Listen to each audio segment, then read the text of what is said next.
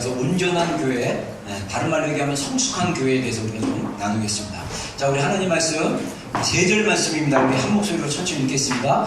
우리가 다 하나님의 아들을 믿는 것과 아는 일에 하나가 되어 온전한 사람을 이루어 그리스도의 장성한 분량이 충만한 데까지 이르니 이는 우리가 이제부터 어린아이가 되지 아니하여 사람의 속임수와 간사한 유혹에 빠져 온갖 교훈의 풍조에 밀려 요동하지 않게 하려 함이라.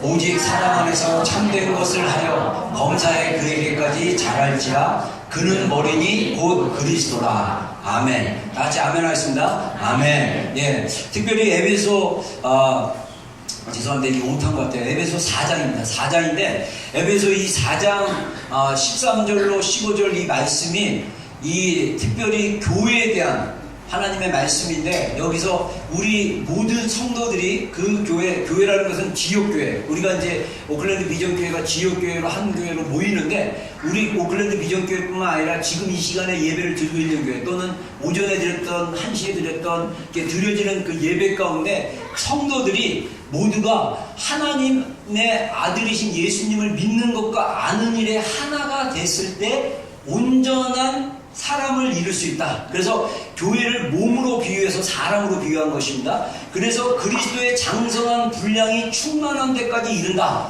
저는요, 개인적으로 이게 진짜 대단한 은혜인 것 같아요. 예수님의 그 충만한 분량까지 교회가 이룰 수 있다는 거예요.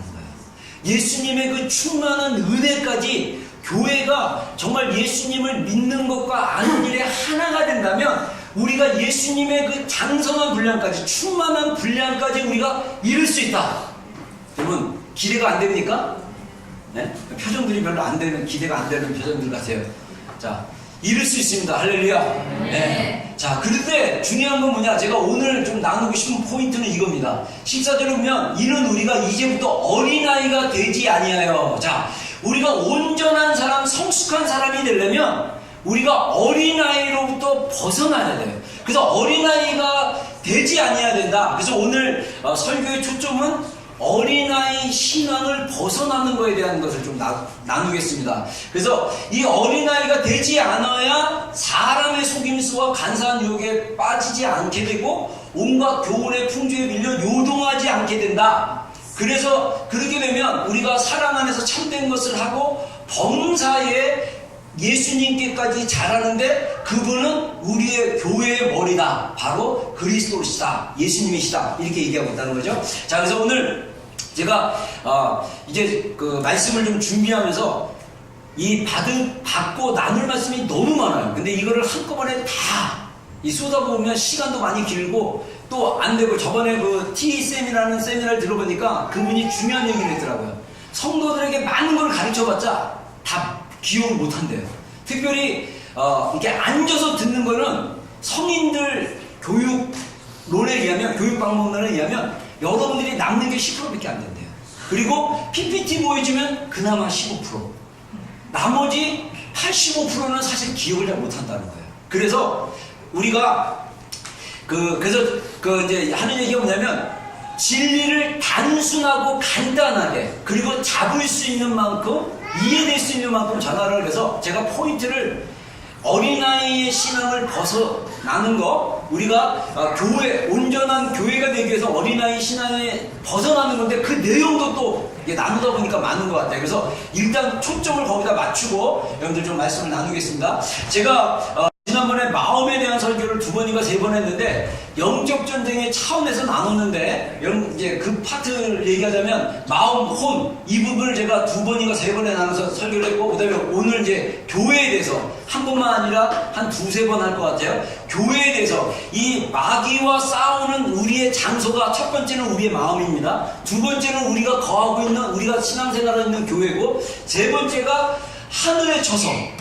자, 하늘이 3개의 하늘이 있는데 그 하늘의 영역에 있어서 마귀와 싸우는 영역이 있다. 이거를 얘기하는데, 오늘과 이제 한 3번 정도에 거쳐서 교회에 대해서의 영적 전쟁, 그리고 온전한 교회를 이루기 위해서 마귀가 어떻게 방해하는지 그런 부분도 좀 나누겠습니다. 자, 교회에 대한 표현이 있는데, 우리가 이제 보통 성도들이, 대부분의 성도들이 어떻게 생각하냐면 교회를 유람선으로 생각해요. 유람선.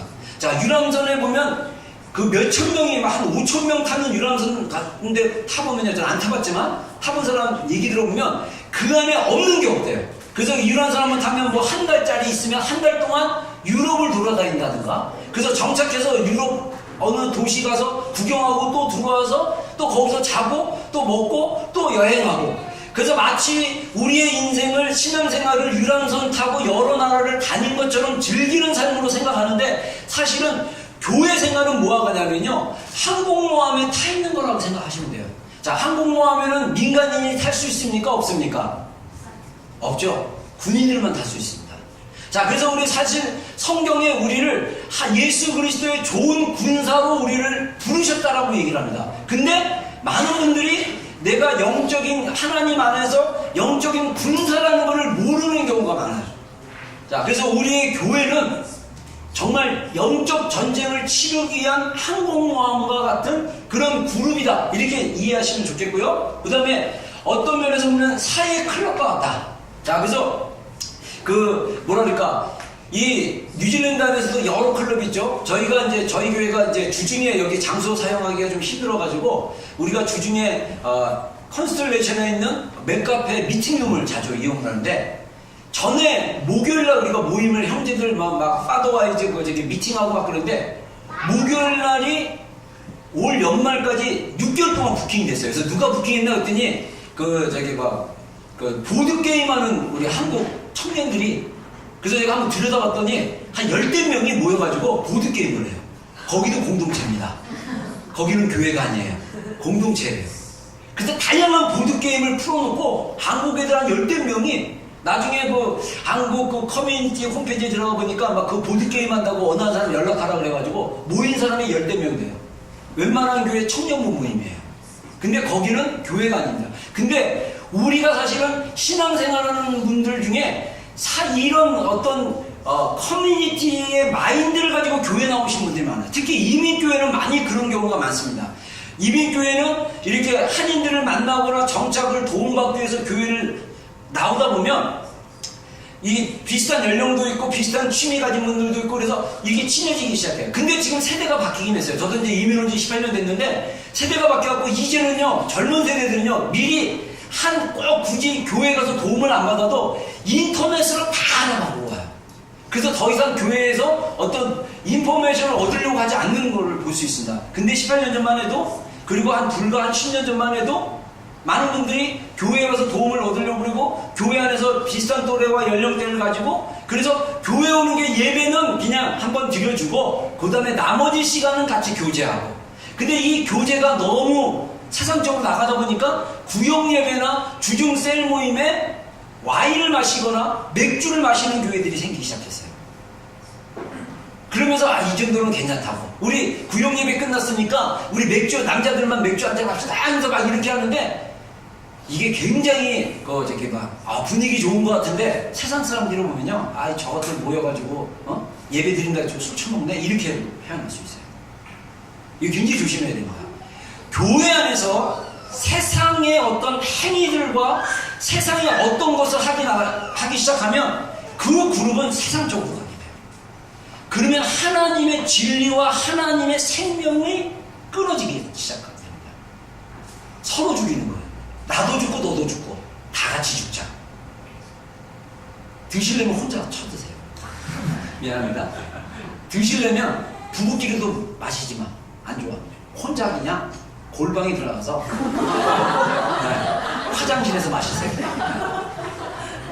대놓고 아이들 보는 앞에서 멋있다고 하면요, 애들이 혼란스러워.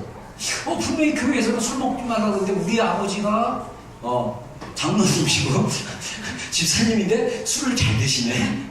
먹어도 되나 보다. 이게 가정에서 또 본의 안 돼요. 굉장히 조심해야 돼요. 지금 교회가 힘을 잃어버린 이유 중에 하나가 뭐냐면, 세상의 모습과 세상의 것을 교회에 가져와서 교회의 모습은 없어지고 오히려 세상의 나눔과 세상의 행위들이 자연스러워진 게 문제예요. 이거 굉장히 심각합니다. 청년들도 마찬가지예요. 어른들도 마찬가지고 학생들도 마찬가지예요. 요즘 한국에 그 K-팝 해가지고 방탄소년 막 이래가지고 뭐 굉장하대 신문 보면요, 외국에서 방탄소년 때문에 한국을 방문하고자 하는 외국 애들이 굉장히 많아요. 그리고 고등학교도 막 1년 한국말 유튜브로 다 배워가지고 고등학교도 다닌대, 신문 보니까. 아, 이건 무서운 세대예요. 근데 거기에 주님이 없어요. 네.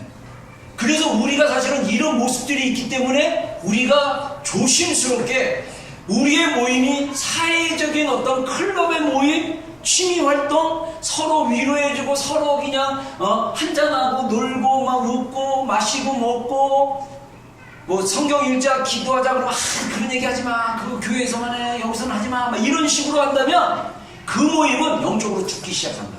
여러분들 거기에 말려들면요 같이 죽습니다. 이게 마귀의 전략이에요. 그게 아니고 교회는 어떤 거냐, 공동체인데 영적인 가족이에요.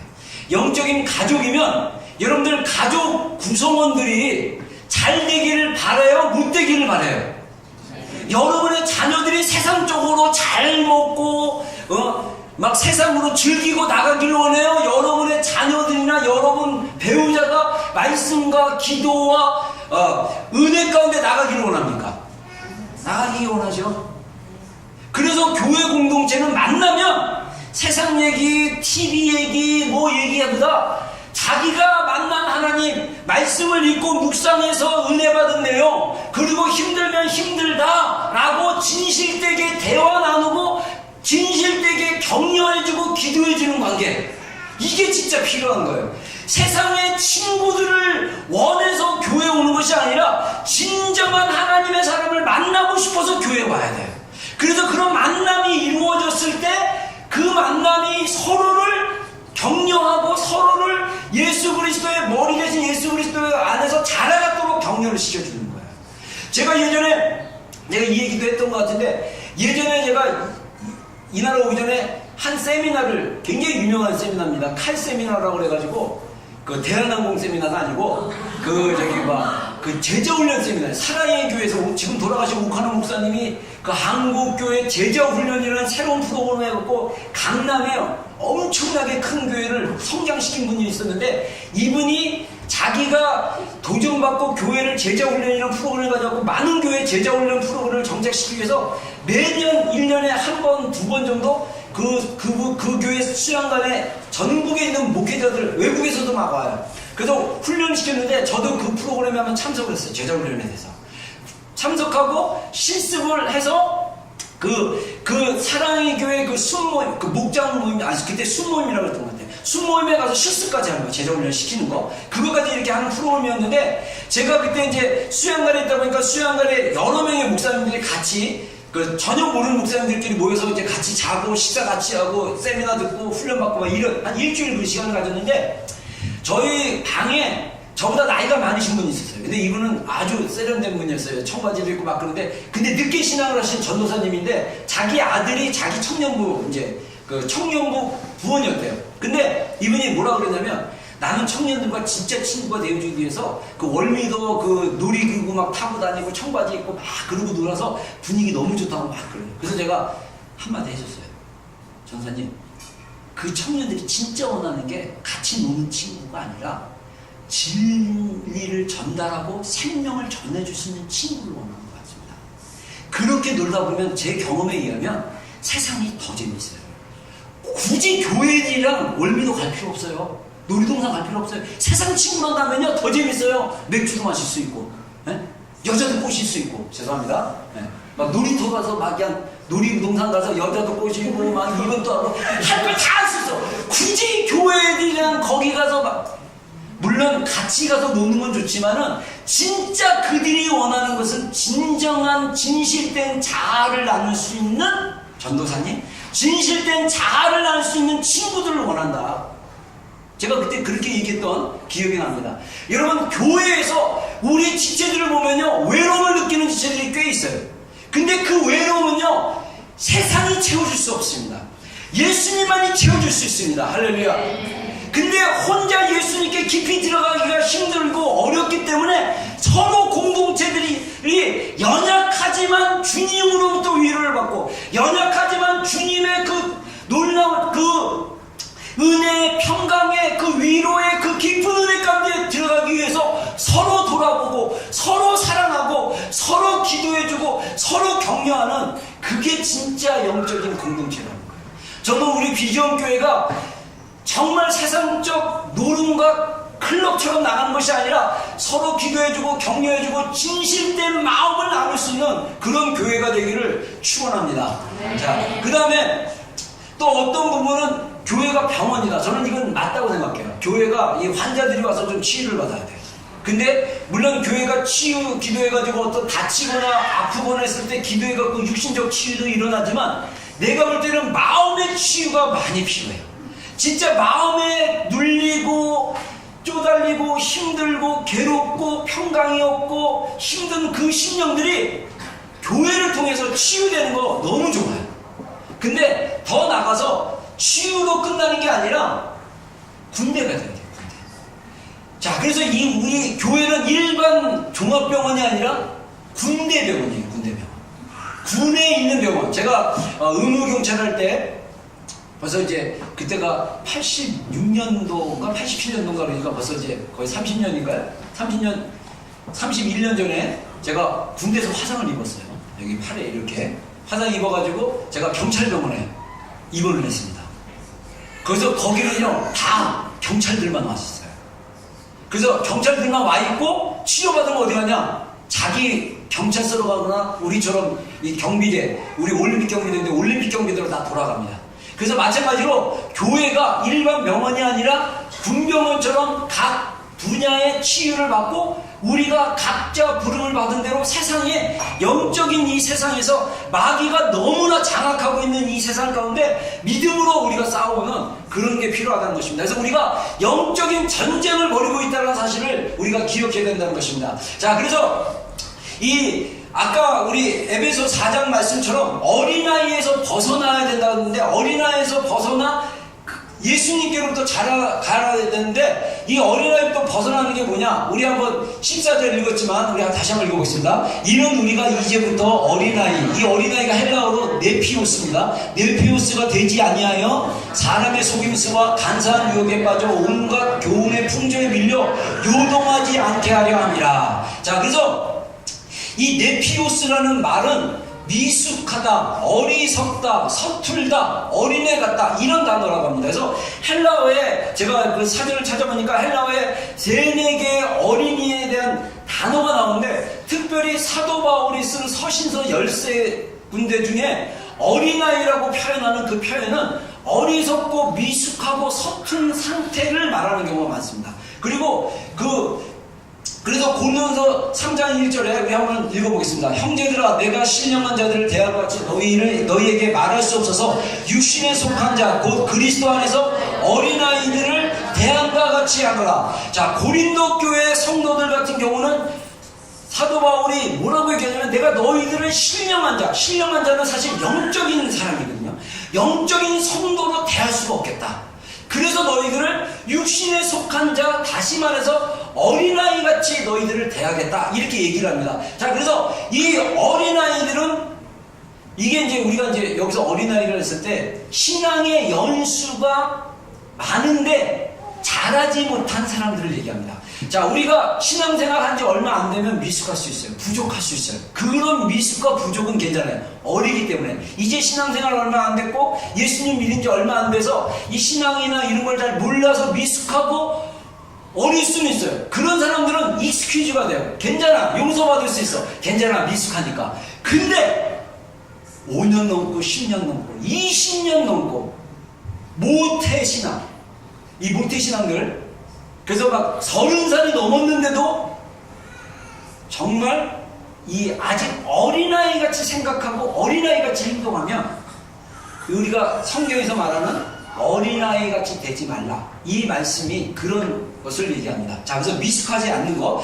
그래서 제가 이렇게 묵상을 해보니까 영적으로 육신에 속한 사람, 그래서 영어 성경에는요 여기서 육신에 속한 자한테 영어 성경에는 월드리맨이에요. 이게 뭐냐면 세상적인 사람이라는 거예요. 세상적인 사람. 그래서 사실은 우리가 이렇게 얘기할 수 있어요. 우리가 월드 크리스찬이 된다. 이게 뭐냐면 세계를 품는 성도들이 된다. 이렇게 표현할 수 있는데 여기다가 RY 부사로 바뀌면요 세상적인 사람, 육신적인 사람. 여러분이 신앙생활 열심히 하는 것 같이 주일날 예배도 드리고 나름대로 신앙의 모든 규칙들과 예배들을 잘 참석해도 생각하는 거나 행동하는 것이 세상 사람들과 달라질 것이 없다면 우리는 그 신앙이 영적으로 어리기 때문에, 영적으로 세상적이기 때문에 육신에 속한 사람이라고 얘기할 수 있어요. 그래서 이게 어린아이는 어떤 사람이냐, 육신에 속한 사람이다 라고 얘기할 수 있고, 그리고 또 성경에 보면 옛사람을 벗어버리라. 일단 옛사람에 대한 얘기를 좀 할 거예요. 옛사람을 벗어버리는 것, 그 다음에 상담학적으로는 상처받은 내면 아이, 거짓자다, 이렇게 얘기할 수 있어요. 제가 우리 자매들 한 5명 데리고 이제 같이 한 10주 정도 우리 내면의 아이 같이 공부하면서 저도 굉장히 많이 배웠어요. 그리고 우리 사실 청년 일부 제가 3명의 자매들 데리고 또 우리 당신의 과거와 화해하라, 이것도 내적 치유책인데 그 책을 가지고 2책을 같이 공부하는 중에 있었는데, 공부하면서 제가 이 마음에 대한 설교, 내면에 대한 이야기를 나누면서 성경적인 말씀과 같이 연결이 되더라고요. 여러분, 우리가 어린아이 상태에서 육신에 속한 신앙생활을 하게 되잖아요. 그러면 우리의 내면은요, 거짓자로 사는 거예요. 그리고 옛사람의 습관대로 사는 거예요. 그리고 우리 안에 상처받은 마음들이 많아요. 근데 상담학 책을 읽어보면요, 우리의 그 마음 속에 있는 깊은 상처는 누구로부터 오냐면 부모로부터 온다.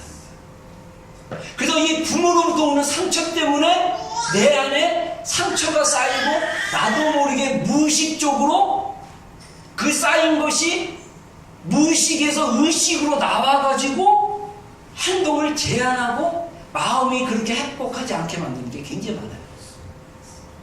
그래서 여러분들, 정말 우리가 하나님 앞에 진실하게 나가기 시작하면 치유가 일어날 수 있어요. 자, 뒷부분에 이 부분을 얘기할 수 있기 때문에 제가 좀 더 나가보겠습니다. 그래서 이 상담학에서 성인 아이라고 얘기하는데, 여기 책에 보면 성인 자아가 있고 성인 아가 있습니다. 그래서 성인 자아는 어덜트 셀프인데, 이 성인 자아는 좋은 의미로 쓰는 거고요. 성인 아이는 어덜트 차일드라고 하는데, 어떤 번역책은 어른 아이라고 얘기해요. 이거는 뭐냐면, 몸은 어른인데 아이처럼 느끼고 행동하는 사람. 그래서 예를 들면 잘 삐지는 분들, 툭하면 삐져, 툭하면 섭섭해. 왜 그렇습니까? 마음이 어린아이 같아서 그래요. 제가 이 나이 드신 분들, 나이 막 옛날에는 권사님들이, 한국에서 제가 신앙생활 할 때 권사님들 나이가 한 60 정도 넘어야 이제 권사님 하시는 건데, 이 권사님들이 되게 마음이 좋게 얘기하면 순수하시고 나쁘게 얘기하면 어린아이같이 잘 삐져요. 그래갖고 제가 예전에 막 교구 맡아가지고 한 100가지 되는 교구, 제가 그 교구 담당이었고 또 대학부도 하고 막 이랬었는데, 가면요 막 권사님들이 막 그래요. 목사님 저 삐졌어요. 왜요? 그랬더니 지난번에 오신다고 그러고 그거 약속 뭐 대학부 애들 때문에 그거 취소하고 이래서 저 삐졌어요. 막 이래요. 그러면 아이 권사님 왜 그러세요? 제가 또 능글맞게 권사님 아프세요. 막 이래. 근데 제가 느낀 게 뭐냐면, 나이가 드셨다고 마음이 넓어지는 게 아니에요. 여러분들 그런 말 있죠? 몸은 늙는데 나이는 20대다. 막 이런 거. 이 얘기는 뭐냐면, 마음이 성숙해지지 않으면요, 더 어린애가 되죠. 몸이 더 이렇게 불편하고 더 하잖아요. 짜증이 더 많이 나요. 그래서 정말 마음 좋은 할머니, 마음 좋은 할아버지는 이분들은 성숙해져서 그래요. 근데 할머니가 너무 쪼잔해. 할머니 만나기가 피곤해. 할아버지 짜증나. 이러면 이분들의 마음이 자라지가 않아서, 마음이 성숙해지지 않아서, 그래서 이기적으로 행동하는 거예요. 여러분, 마음은 저절로 바뀌지가 않습니다. 성경에 말한 것처럼 잠언서 4장 23절에 말씀하신 것처럼 무릇 지킬 만한 것보다 내 마음을 지키라고 그랬는데, 마음은 돌봐야 되고 지켜야 되고 성숙하도록 우리가 가꿔야 됩니다. 그러지 않으면 성장하지가 않아요. 그러지 않으면 몸은 잘하고 생각은 많이 듣고 아는데 마음은 여전히 삐져 있을 수 있어요. 이게 어린아이라는 거예요. 이러면 이런 분들이랑 신앙생활하면요, 주변 사람들도 되게 피곤해요. 그 비유 맞춰줘야 되고, 그 감정 맞춰줘야 되고, 어린아이의 신앙에서 벗어나기를 주의 이름으로 축원합니다. 우리가 신앙생활이 짧아서 미숙한 거는 용서될 수 있고 미숙한 거는 우리가 용납할 수 있지만 신앙생활을 그렇게 오래 하고 그래도 적어도 이 정도 신앙생활하고 리더고 집사하고 뭐고 하는데 여전히 연약한 데 있다면 이거 문제가 있어요. 이런 사람들이 모이는 교회는 그리스도의 장성한 분량까지 자라가기가 너무나 힘듭니다. 왜냐하면 사람의 유혹과 세상의 풍조와 이런 걸로 휩쓸리기 때문에 우리가 흔들리지 않으려면 우리의 내면이 성숙해져야 합니다.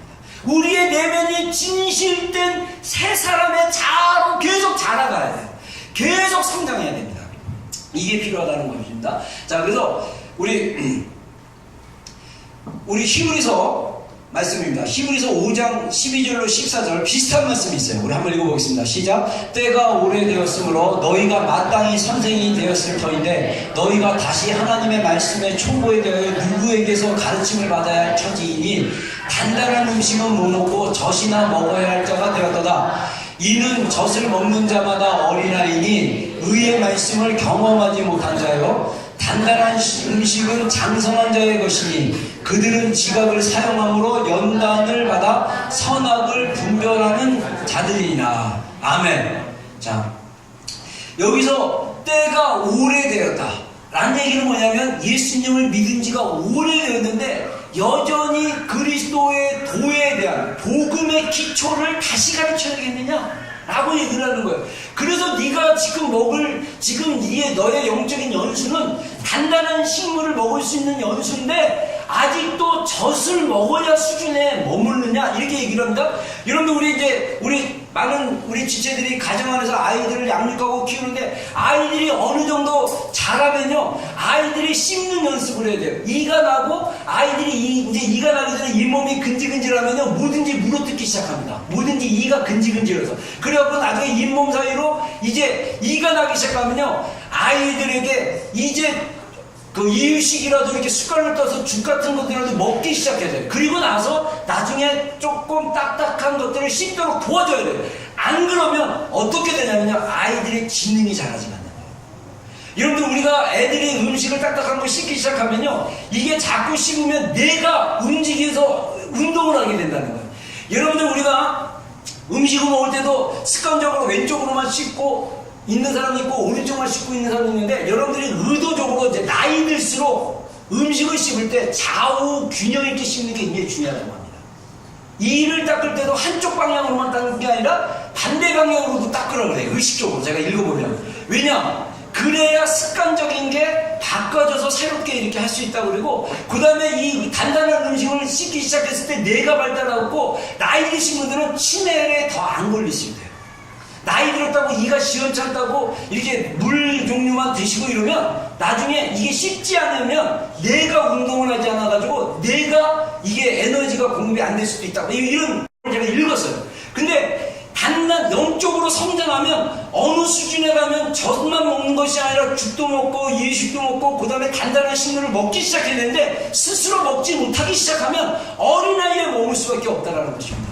여러분들 우리가 성경을 스스로 펴서 그 말씀을 묵상하고 이해가 안 되더라도 그 말씀을 묵상하고 읽고 또 기도하고 이러면서 우리가 이렇게 단단한 식물을 먹듯이 먹어야 되는데 그러지 못하면 우리의 신앙이 자라지가 못하면 영적으로 어린아이에 머물게 되는 거예요. 그러면 세상적인 사람으로 살 수밖에 없다는 것입니다. 이게 영적인 원리예요. 그래서 교회 공동체가 우리가 그리스도를 믿는 것과 아는 일에 하나가 돼서 함께 성숙한 교회로 성도로 자라날 수 있도록 건면하고 있는 것입니다. 그래서 이 젖을 먹게 되면 어떤 게 있냐 의의 말씀을 경험하지 못한 자요 라고 얘기하는데 여기서 경험한다라는 그 헬라어 단어를 찾아보니까요 이거는 뭐냐면 트레이어라는 뜻도 있고 실험하다는 그런 뜻이 있습니다. 그래서 히브리서 5장인데 히브리서 13장 29절쯤에 가면 어떤 얘기를 하냐면요 이스라엘 백성들이 애굽에서 나왔을 때 이스라엘 백성들이 홍해를 건넜을 때 그 뒤에 나오는 얘기가 뭐냐면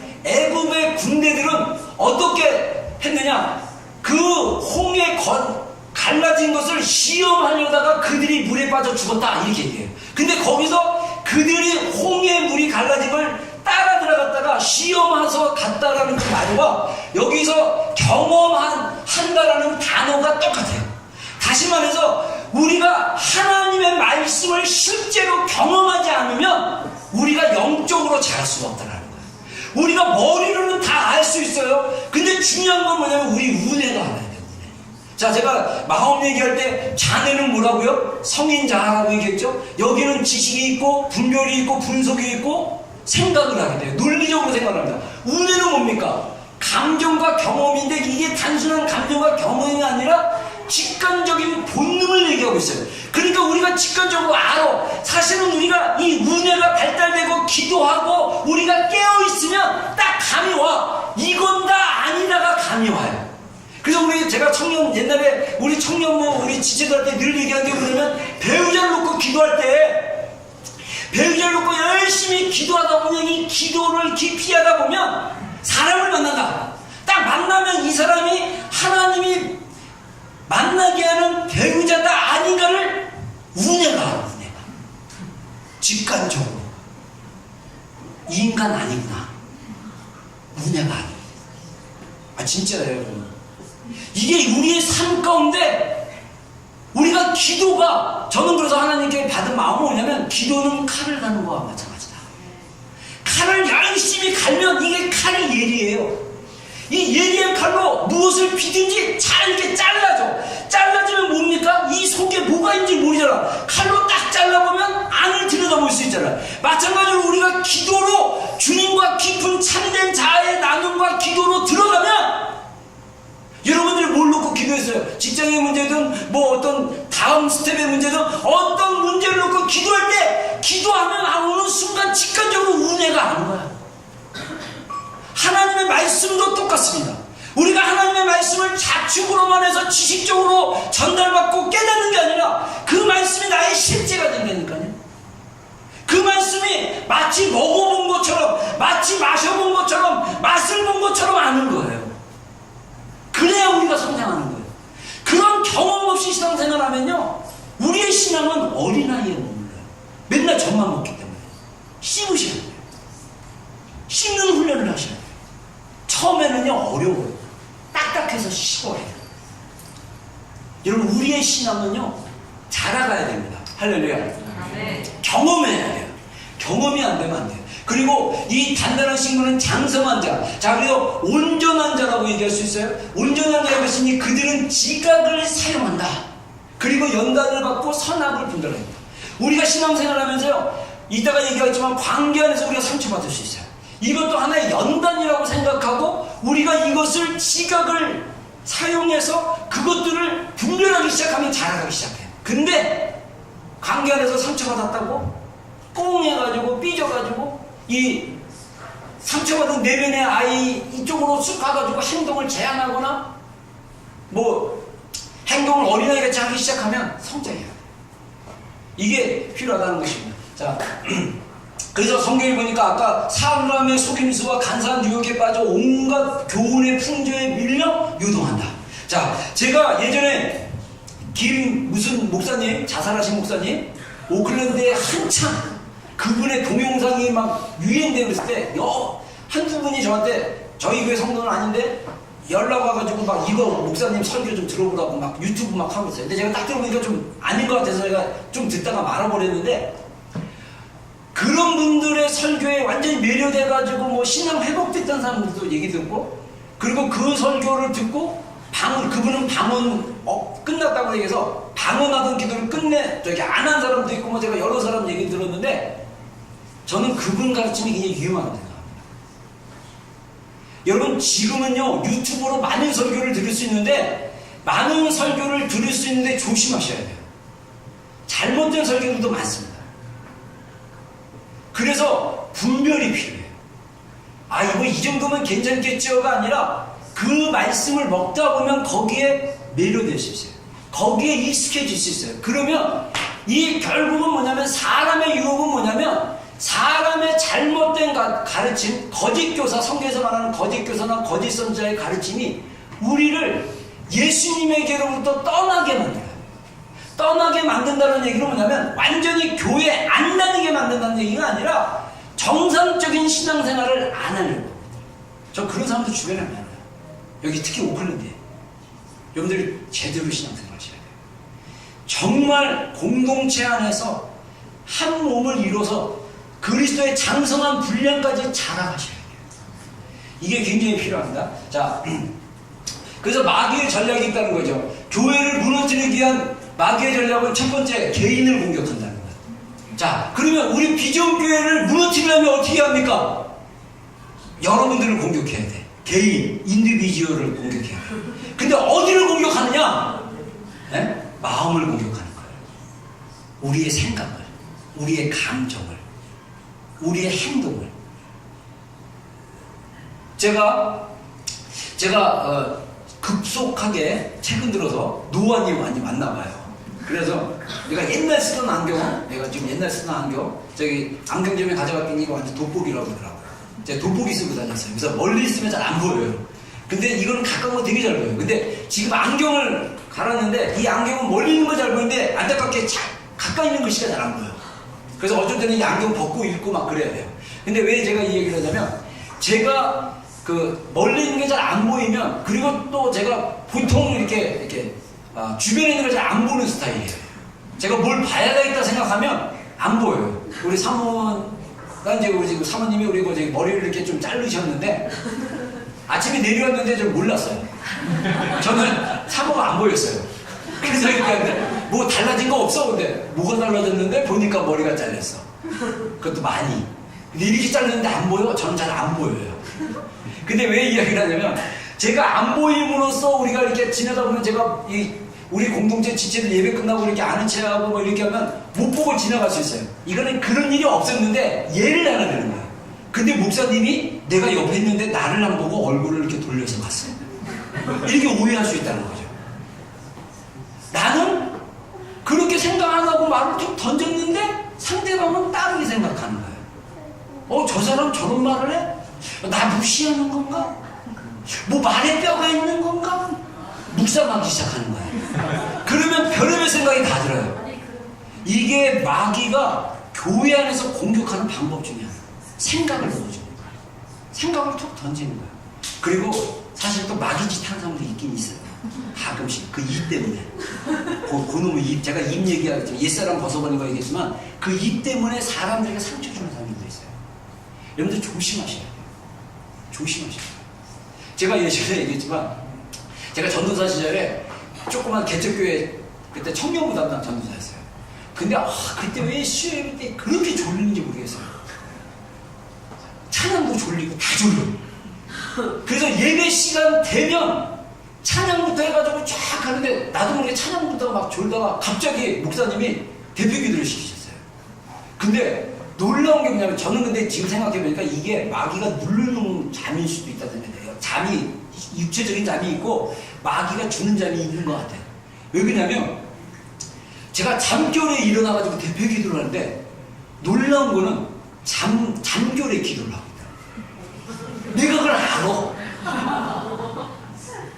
근데 더 웃긴 게 문제가, 그래서 잠이 딱 깼어요. 뭐냐면, 예수님의 십자가는 예수님이 지시고 내 십자가도 예수님이 지시고, 이런 기도를 하는 거야 내가. 와, 그래가지고 잠에서 자다가 갑자기 딱 깼어요. 와, 이게 영적인 잠 같아요. 진짜 여러분들 조심하셔야 돼요. 이 마귀가 공격하는 영역이 많어. 그래서 나는 설교 때마다 졸리다. 둘 중에 하나야. 전날 밤 잠을 못 자서 피곤해서 졸 수도 있고, 아니면 말씀을 듣기 힘들어서 졸 수도 있고, 또는 마귀가 그 말씀을 못 듣게 하려고 잠으로 잡을 수 있어요. 저는 그렇게 생각해요. 그래서 여러분들 정신만 차리면 말씀 다 들을 수 있어. 근데 눈은 설교자를 쳐다보고 화면을 쳐다보는데 생각은 딴 데 갈 수도 있어. 이게 정신중이 굉장히 힘들어요. 하나님의 말씀을 받아먹는 게 쉽지가 않습니다. 여러분, 우리가 삶 속에서 살다 보면요, 이 교회는요 관계예요. 관계 공동체예요.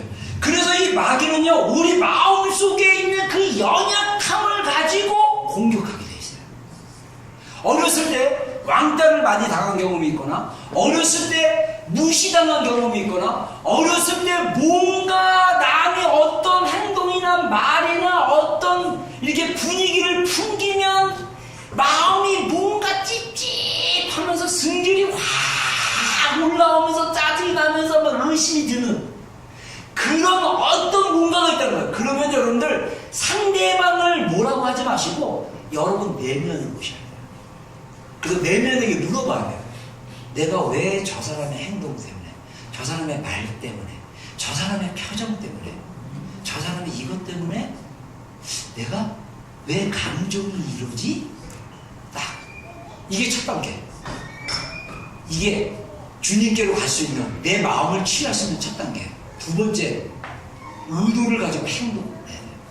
내가 왜 이런 마음이 들었는지 내가 이 마음을 좀 탐구를 해봐야겠다.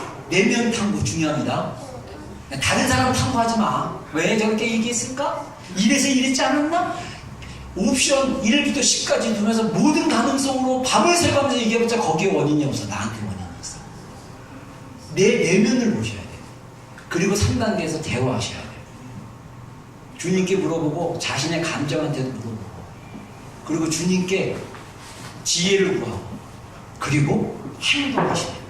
이게 내면감을 나의 내면을 참된 자아로 대화하고 훈련받는 방법 중에 하나예요. 여러분 우리가 정말 우리의 내면에 집중하는 게 굉장히 중요합니다. 우리가 습관적으로 하는 안 좋은 것 중에 하나는 뭐냐면 다른 사람 탓을 많이 해요. 이게 내면이 어린 사람이거나 내면의 아이가 상처가 많은 사람들은 모든 원인을 외부에 있다고 생각해요. 내가 이렇게 믿음이 안 자는 건 목사님 때문이야. 목사님의 설교가 너무 길어서 내가 힘들어서 그냥 이런 거. 이게 내가 이런 이유는 내가 교회 가기 싫은 이유는 누구 때문이야. 누구 때문에 내가 교회 가기 싫어. 막 이런 거. 이런 거는 아니라는 거예요. 이거는 마귀가 여러분들을 쓰러뜨리고 우리 교회 안의 관계를 무너뜨리게 한 마귀의 전략이라고 할 수 있습니다. 그래서 여러분들 우리가 정말 마귀가 우리의 개인의 마음을 공격하고 생각을 공격하고 감정을 공격할 수 있다는 거 그리고 행동하게 만드는 거 이게 굉장히 마귀가 우리 교회를 무너뜨리는 전략이다. 그래서 우리의 마음을 지키는 게 굉장히 중요하죠. 그러기 위해서 우리가 어린아이 신앙을 버리기 위해서 어떻게 해야 되냐. 마귀가 우리 가운데 관계를 무너뜨리고 교회를 무너뜨리고 내 신앙을 무너뜨리려는 전략이 있다는 걸 기억하시고 옛사람을 벗어버리는 게 중요하고요. 벗는 걸로 끝나면 안 되고 새 사람을 계속 입어야 돼요. 자, 그래서 우리 에베소 4장의 말씀입니다. 자, 우리 한번 읽어보겠습니다. 시작. 진리가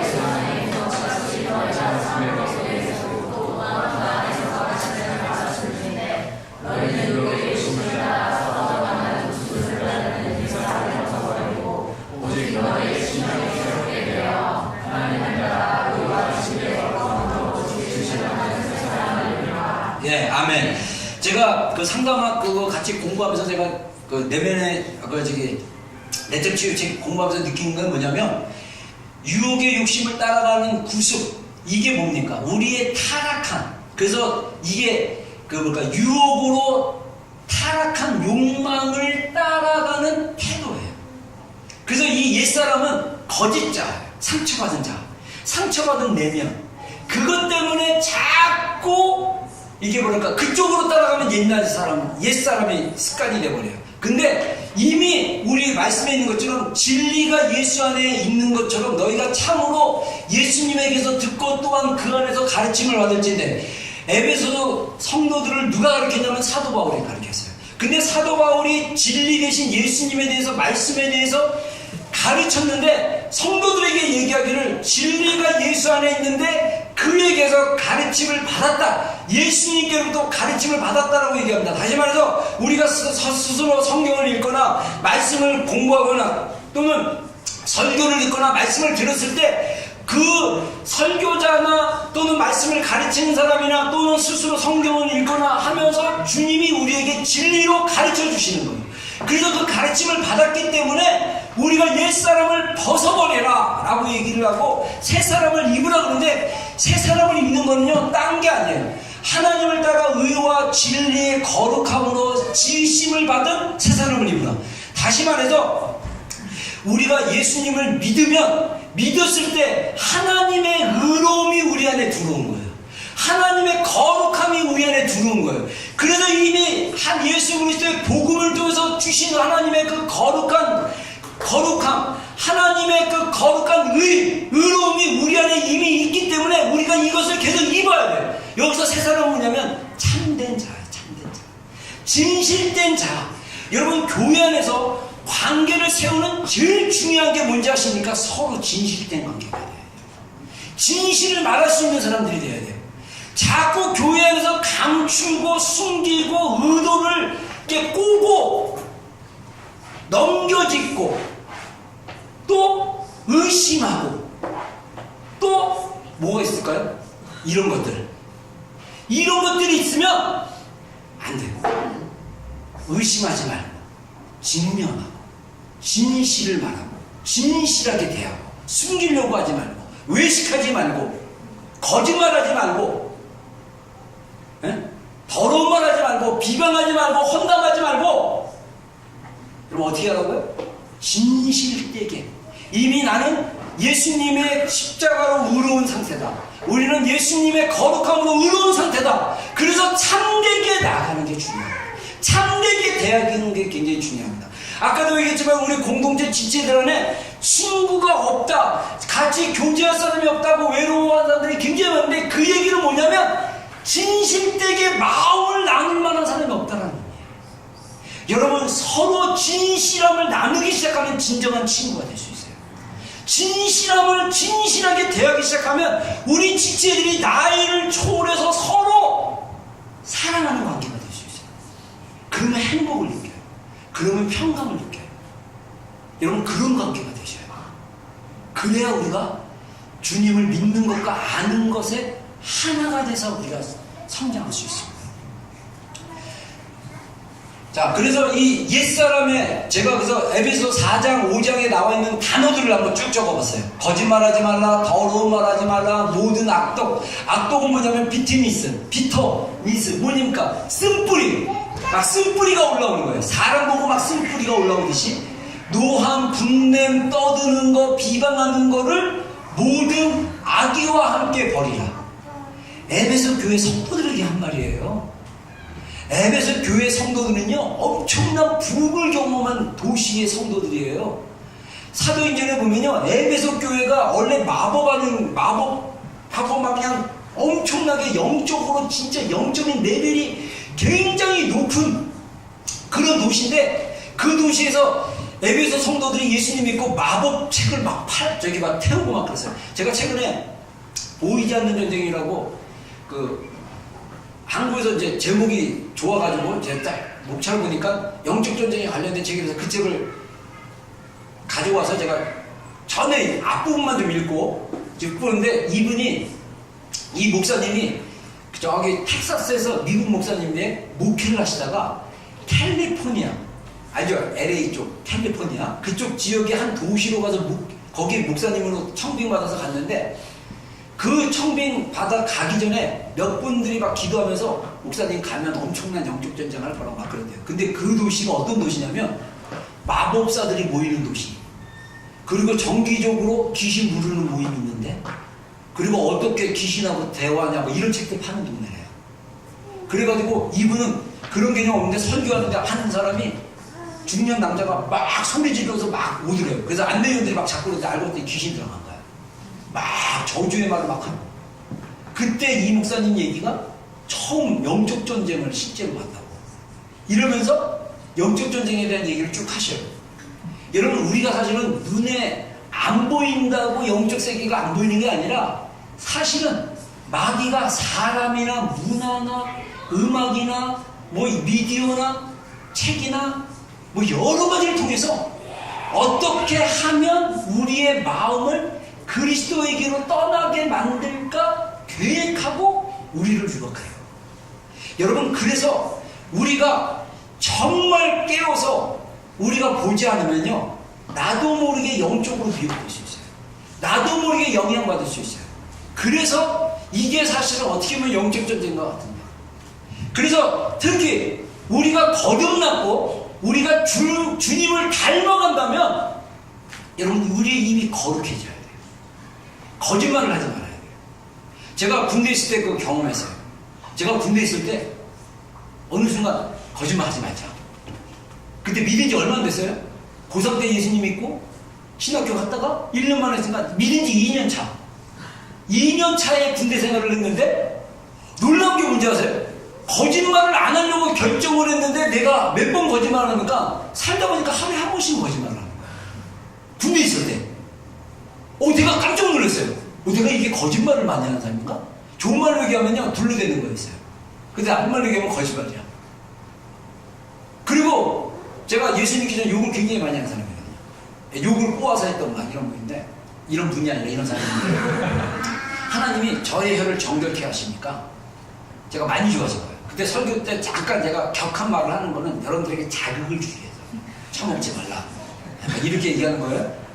이건 욕도 아니에요, 저한테 옛날에. 옛사람이 했을 때. 완전 욕도 아닌데, 아무튼 거짓말하는 거, 더러운 말. 에베소 4장 뒷부분에 보면요, 더러운 말을 하지 말라고 해서 성령을 근심하게 하지 말라. 우리 안에 계신 성령님을 근심하게 하는 게 더러운 말이에요. 이 더러운 말들이죠. 이 더러운 말, 그래서 사실은 여기에 나오는 옛사람을 벗어버리라고 하는데, 이게 다 대부분 뭐와 연결되어 있냐면, 내 내면에, 그 내면에 일어나는 갈등. 왜 화가 납니까? 머리에서 화가 옵니까? 머리에서 뭐가 생각이 들고 감정이 자극을 받으면 여기 가슴에서 화가 확 올라오잖아요. 그러면 화나면 이렇게 떠는 경우도 있지만 대부분 어떻게 합니까? 야! 알라라라라 이러면서 막 혀를 열어가지고 막 그 욕구를 해버리죠. 말하고 연관되세요. 말하고. 우리가 여러분의 쓰는 말, 남을 비방하고 험담하고 남을 룩다운하고 남을 갖다가 막 하는 말을 쓰고 있는지, 새 사람의 말을 하든지 참된 것을 말하는지 서로 친절하게 말하든지 불쌍히 여기고 용서하는지, 이걸 보면 돼요. 여러분, 우리 안에 나를 상처주고 나를 힘들게 하고 괴롭혀도 그 사람을 불쌍히 보기로 결정하고 불쌍한 마음을 달라고 기도하고 불쌍한 마음, 용서할 수 있는 마음 달라고 기도하고 나아가면 우리가 그게 새 사람입니다. 새 사람을 입으라는 그 의미는 뭐냐면, 우리에게 이미 복음으로 말미암아 우리는 참된 자아를 가진 사람이기 때문에 이 참된 자아의 마음을 계속 유지하고 그것으로 말하고 그것으로 행하고 그것으로 생각하라는 거예요. 그래서 그렇게 우리가 움직이기 시작해야 된다는 것입니다. 자, 그래서 범사에, 마지막으로 범사에 그리스도의 계를 자라가기, 두 가지 얘기하고 싶은데요. 하나는 뭐냐면 하나님을 경험하는 게 중요합니다. 하나님을 경험하는 것. 13절 우리 말씀입니다. 자, 우리가 다 하나님의 아들을 믿는 것과 아는 일에 하나가 되어 온전한 사람을 이루어 그리스도의 장성한 분량이 충만한 데까지 이른다 라고 얘기했는데, 여기서 믿는 것과 아는 일, 근데 사실 여기 안다라는 말은 뭐냐면 성경에서 말하는 그리스도를 아는 듯이 안다, 이 의미는 뭐냐면 경험한다는 거예요. 기노스코, 경험하는, 맛을 보고 경험하는 거예요. 제가 뭐 예를 들면 가보진 않았지만, 여러분들 필리핀 갔다 온 사람 있어요? 필리핀? 갔다 왔구나. 네. 필리핀 가면 예를 들어서 파파야인가 뭐 있었어요. 요즘 과일, 여러 과일이 다 있는데 파파야가 있는데 그걸 먹고 제가 여러분들에게 필리핀 같은 이런 파파야가 있더라, 이 맛이 이렇고 막 설명을 했는데 여러분들은 먹어본 적이 없는 거예요. 이거는 우리가 보통 얘기하는 아는 거라고 얘기하는데, 성경에서 안다라는 것은 제가 먹은 파파야를 여러분들도 먹어보시죠. 이거 먹어봤더니 이 목사님 이 맛이라는 거구나 이러면서 얘기할 수 있는 거예요. 우리가 예수님을 믿는 것과 아는 것, 경험이 중요하다고 그랬어요. 우리가 영적으로 성장하려면 어떻게 되냐? 경험하셔야 돼요. 의의 말씀을 경험하셔야 됩니다. 이 얘기는 다른 말로 얘기하면요, 은혜가 이거를 깨달아야 돼요. 우리 성도들 안에 자매로 예수님이 나의 죄를 위해서 돌아가셨다는 거 다 알아. 근데 문제는 뭐냐면 은혜로 이걸 모른다는 거예요. 제가 사실 지난 주일날 지나고 나서 이런 말을 묵상해봤어요. 우리 안에 제가 내적 치유 자꾸 얘기하니까 어떤 사람이 그런 얘기를 하다. 한두 명이 저한테 그랬어요. 내적 치유 없어도 괜찮다. 복음 안에 다 있다. 맞아요. 복음 안에 다 있어요. 근데 내적 치유가 주는 좋은 유익함은 뭐냐면 그 프로세스나 지식을 우리에게 알려줌으로써 우리의 상태를 알게 하세요. 그래서 제가 그런 생각을 해봤어요. 옛날에 우리 어머니 세대 20년, 30년 전에 막 이런 분들은 예수님 믿었을 때 그 마음이 어땠을까? 이분들은 내적 치유를 받았을까 했을 때 받았겠습니까? 안 받았겠습니까? 내적 치유라는 말이 나오지 않았어. 이분들은 받았을까 안 받았을까? 받았어요. 어떻게 받은지 아세요? 깊은 기도를 통해서. 옛날에 우리가 지금 우리 교회 같은 경우도 금요 기도회 해가지고 뭐 보통 여기서 사용하면 7시 반에서 10시까지 하면 다른 교회에서 올 때 우리 예배를 굉장히 오래 하는 거예요. 1시간 가르치고 1시간 반 기도시키고. 옛날에는요 밤 10시에 모였어요. 10시에 모여서 새벽 4시까지 철회해요. 10시에 모여서 예배 드려요. 10시에 모여서 박수 치고. 왜 그냥 퇴근 시간이 보통 8시 9시야. 집에서 밥 먹고 와야 돼. 그러면 냅두고 촬영온다. 바닥에 마룻바닥. 방석 차면 방석 깔고 앉아가지고 2시간 예배 드려요. 찬송 막 열심히 부르고 뭐 기도도 날아왔는지 우리서 꼭 기도하고 막 교회를 위해서 기도하고 목사님을 위해서 기도하고 막 기도한 다음에 목사님 설교 1시간. 그리고 찬양하고 그리고 이제 개인 기도하세요. 그러면 한 12시부터 철야를 하는 새벽 4시까지 기도하는 거예요. 그렇게 앉아서 기도하면요 다 올라옵니다. 깊은 곳까지 다 올라와요.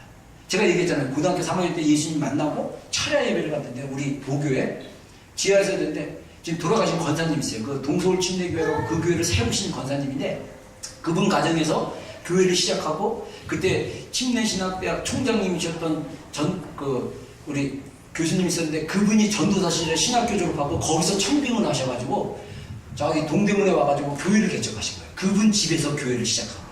그래서 중년청 그 뚝방 한 군데 빌려가지고 예배 시작하고 지금 교회 건물도 있고 막 그러는데 그때 제가 그 건물 있고 이제 지하실 있고 그래서 철야 예배 했을 때 고등학교 3학년 때 하나님 만나고 제가 철야 예배를 갔었는데 이 권사님이 맨 앞에 앉아가지고 목소리도 걸걸하고 키도 크셔요. 이 권사님의 성함을 까먹었는데 기도할 때마다 이분은 금요 차가 우셔. 그래서 속으로 그냥 저 할머니는 무슨 죄를 저렇게 많이 졌길래 매번 이렇게 우시나? 이분들이 치유받는 시간이 내적 치유 시간이에요. 그 시간에 주님께 가지고 나가서 막 삶의 고단함, 힘듦, 어려움. 그분 아들이 지금 장로님인데 장로님은 외아들이었어요. 그리고 그 권사님 남편이 일찍 돌아가셨어요. 그러다 보니까 얼마나 그 외아들을 혼자 키우냐고 힘드시겠어요. 그러면서 철야 예배 나와가지고 매번 우시고 꼭 18, 나 같은 죄인 살리신. 그러니까 제가 오해를 냈죠. 저 권사님 무슨 죄를 저렇게 졌길래 매 철야 때마다 우시나. 근데 여러분 우리가 하나님 앞에 진실함을 얘기하고 진실한 눈물을 흘리기 시작하면요 우리의 자아가 거룩해져요. 우리의 자아가 거룩해지는 것을 경험할 수 있어요. 정결함을 경험할 수 있어요. 제가 이거는요 제 개인적인 경험이지만 이게 하나의 어떤 그런 흐름 같기도 하고 과정 같기도 하고 프로세스 같기도 해요. 여러분 우리가 하나님을 진실로 믿잖아요. 자녀에서 그냥 복음을 듣고 이성으로 생각해서 예수님을 영접해서 거듭난 수준이 아니라 우뇌에서 직관적인 본능이 주님의 복음을 경험하려면 우리가 진실한 가운데 하나님 앞에 나가고 하나님의 얼굴을 구하고 하나님을 찾으셔야 돼요. 그게 여러분의 인생의 문제 때문에 찾을 수도 있어요. 어떤 사람은 결혼의 문제, 어떤 사람은 직장의 문제, 어떤 사람은 자식의 문제, 어떤 사람은 배우자 문제 때문에 재정의 문제, 그 문제 때문에 하나님께 그 문제 해결해달라고 진실되게 하나님 앞에 간절히 매달리고 기도하다 보면 우리가 그 문제를 해결할 수 있는 하나님의 실제를 경험하게 돼요. 살아계신 하나님, 우리 죄를 위해서 돌아가신 예수 그리스도의 십자가의 은혜, 그거를 경험하잖아요. 그러면 뭐가 일어나냐면 여러분들 진짜 저의 경험인데 이게 여러 사람들의 경험을 한대요. 첫 번째, 하나님의 그 은혜가 깨달아지면 내가 죄인이라는 사실을 자각해요. 나는 아무것도 할 수 없는 연약한 존재구나. 내가 그렇게 잘난 체하고 내가 뭔가 할 수 있다고 막 힘냈던 그게 얼마나 어리석은 것을 경험하게 돼요. 그리고 하나님 앞에 철저히 회개하기 시작합니다. 그러면 모든 얼굴에 구멍에 물이 쏟아져 나오기 시작해요. 그리고 진실된 회개가 일어나기 시작합니다. 저는 그게 정말 예수님이 우리 죄를 위해서 우리의 죄를 용서하신 걸 경험하는 거예요. 그리고 회개를 깊이 경험하는, 하나님 앞에 나의 연약함과 내가 지었던 죄에 대한 깊은 회개가 경험되어지기 시작하면 우리 안에 진실된 자아를 가지고 주님과 교제할 수 있어요. 저는 이 경험이 반드시 우리에게 필요하다고 생각합니다. 여러분, 진실되게 자신의 속을, 감정을, 여러분 안에 있는 그 깊은 것을 말할 수 있어야 돼요. 제가요, 지나고 나니까 제가 왜 나는 그러면 어떻게 진실되게 얘기했냐, 사랑 안에서 우리 이 구절을 하고, 네. 미안합니다. 아까 마지막 장면 이상하네. 아니 그거 아니 마지막 페이지. 예. 자, 여기 보면 오직 사랑 안에서 참된 것을 하여, 그런데 사실 사랑 안에서 참된 것을 말한다는 뜻이거든요. 범사에 예수님께 자랑할지어다. 저는 이거를 사실은 우리 성도들끼리 서로 참된 말을 하는 거로 생각을 했는데, 묵상을 다시 해보니까 범사에 예수님께 자랑한다는 건 뭐냐면요, 예수님의 사랑 안에서 우리 안에 있는 진실된 자아를 주님께 말하기 시작하는 게 중요해요. 여러분들이 사람들을 진실하게 대하고 싶으면요, 여러분의 마음과 감정이 주님 앞에 진실하게 고백되어져야 됩니다. 이게 굉장히 중요한 영적 원리를 제가 깨달았어요. 제가 진실된 마음을 어떻게 고백한지 아세요? 예전에 부르짖음 새벽이었어요. 제가 너무 20대 때 인생이 고달픈 인생, 우리 장모님 말씀, 신서방은 내가 6.25 세대인데 나보다 더 고생한 인생을 산 것 같아요. 이런 거 알죠? 예, 개성에서 피난 오신 분인데, 예, 7살 때인가 10살인가 피난 오신 분 얘기가 6.25를 겪었는데, 신서방 얘기를 들으면, 스토리를 들으면 무척 고생한 인생 같아요. 20대 때 얼마나 힘들면 제가 기도실에서 주여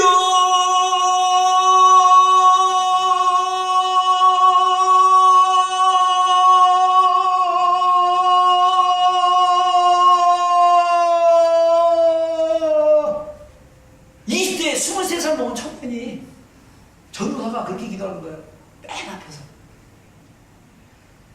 정말 너무 간절했어요.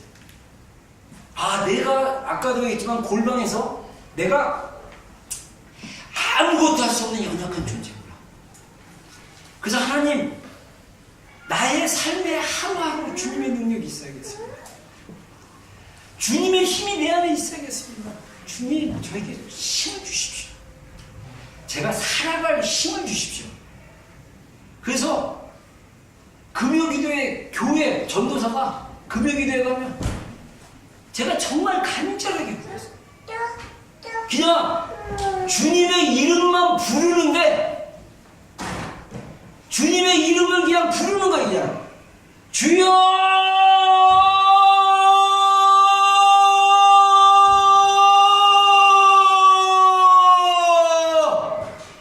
그러면요, 제 안에서 자아가 막, 목소리는 주님을 부르는데 제 안에서 자아가 주님 왜 이렇게 힘들지? 막 이거 너무 힘들어요. 이거 해결 안 해주실래요? 막 이렇게 구하거든요. 그러면 제 안에서 여기 깊은 곳에서요, 주님이 대답하세요. 내가 너와 함께 하는데 왜 두려워하느냐? 내가 너와 함께 같이 있는데 왜 염려하느냐? 여러분, 제가 우리 아까 얘기한 대로 내적 치유 안 받으셨지만 그 권사님들 막 그 철회하면서 기도하면서 위로받고 왔는데, 저는 그 위로가 뭔지 알아요. 주님이 진짜 위로해 주십니다. 여러분, 주님의 진정한 위로가 있잖아요. 사람의 말이 비길 데가 없어요. 주님의 진정한 평강이 내 안에 임하면요, 세상이 줄 수 없는 평강이 내 안에 임합니다. 여러분, 우리가 범사에 주님께 진정한 자아로 고백하며 나가는 게 굉장히 중요해요. 그리고 제가 부르짖는 기도도 했지만은 방언 기도도 열심히 했어요. 방언 기도 막 집중하면 내가 몇몇 형제들한테 지난번 우리 다니엘 20일을 기도할 때 내가 방언으로 돌파하라고 특별 하명을 줬는데 우리 지체들이 잘 못하는 것 같아서 안타깝지만 방언을 진짜 방언 지루하고 힘들고 어려운 것 같지만 방언으로 계속 디깅하면요 내 안에서 주님의 생명수가 터져나옵니다.